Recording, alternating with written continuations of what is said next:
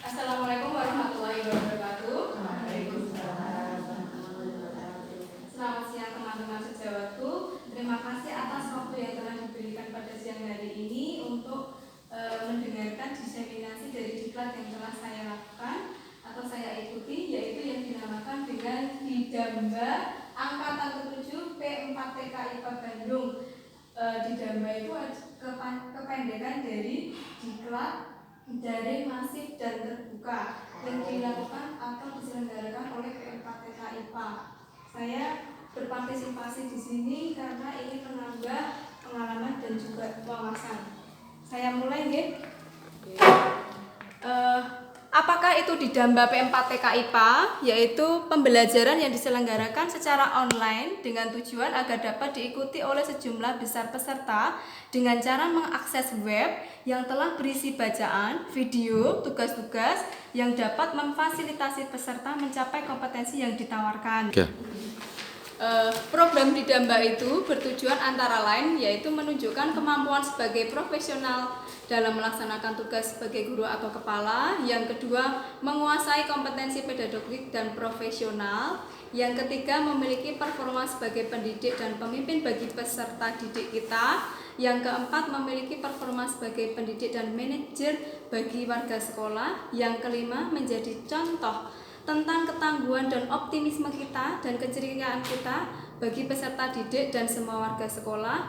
Yang terakhir adalah memiliki kemampuan untuk terus belajar dan mengembangkan potensi diri kita terutama di masa pandemi. Kemudian, siapakah yang dapat mengikuti kegiatan Didamba P4TK ini? Sebenarnya adalah seluruh PTK atau komunitas dari seluruh kabupaten kota yang masing-masing telah mendaftar di halaman P4TK Didamba, begitu.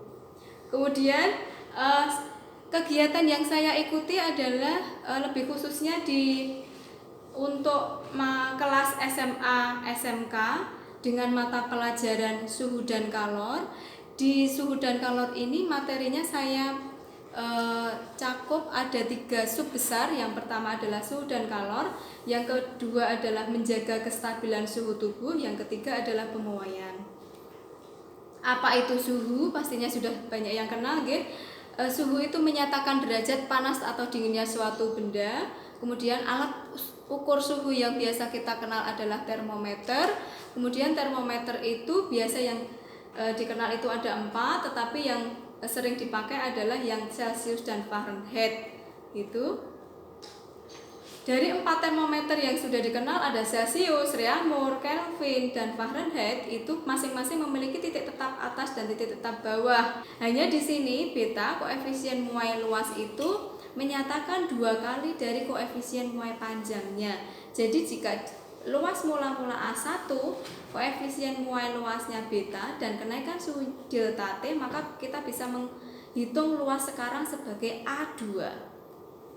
Yang ketiga, muai volume. Pemuaian volume terjadi pada benda memiliki ukuran 3 dimensi, panjang, lebar, dan tinggi.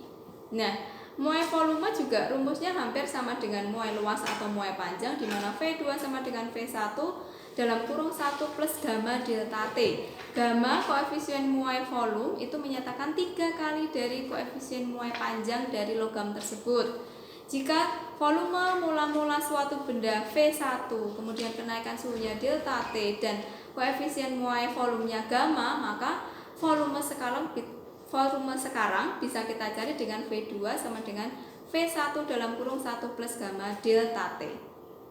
Yang kedua, pemuaian pada zat cair dikenal hanya muai volume karena zat cair itu mengalami penambahan volume atau penambahan ukuran jika dia bertambah suhu. Pemuaian zat cair dimanfaatkan pada penggunaan termometer zat cair seperti termometer alkohol dan raksa yang sebelumnya sudah kita bahas. Yang berikutnya, muai zat gas terjadi pada zat gas tersebut jika dia diberikan panas atau mengalami pemanasan. Pemuaian zat gas itu bernilai 1/273 Kelvin. Gitu. Berikut tadi uraian dari diseminasi yang saya lakukan.